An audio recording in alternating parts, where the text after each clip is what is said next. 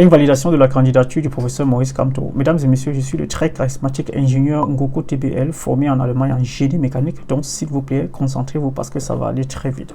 Ça se passe dans le cadre des élections au Cameroun et pour être un candidat validé par l'État, également validé par la population, il y a plusieurs conditions.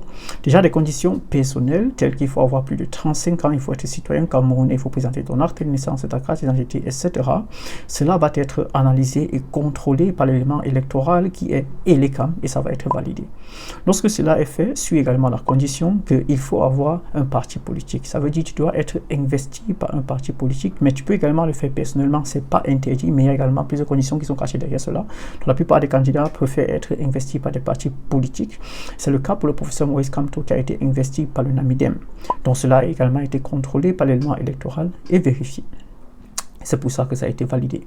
À cela s'ajoute une dernière condition, il faut déposer une caution de 30 millions de francs CFA, chose faite par le professeur Maurice Kamto. Donc selon lui, toute sa candidature devait être validée. Le problème c'est qu'il y a un monsieur au nom de Dieudonné Yepka, j'ai préféré marquer ici en tant qu'inconnu, qui a carrément fait la même chose que le professeur Maurice Kamto. Donc normalement, selon ce monsieur, sa candidature aurait dû être validée. Mais le problème est que il a fait avec le même parti politique que le professeur Maurice Kamto.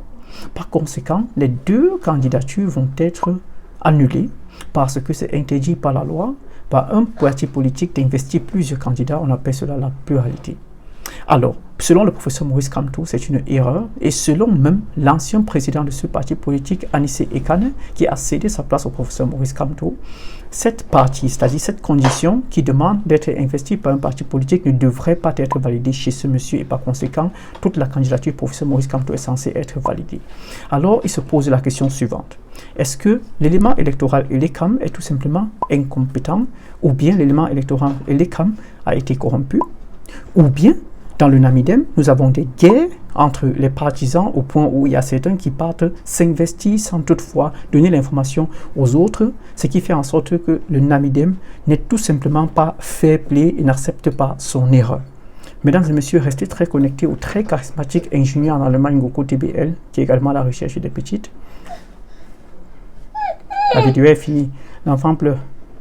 Pardon, abonnez-vous aussi.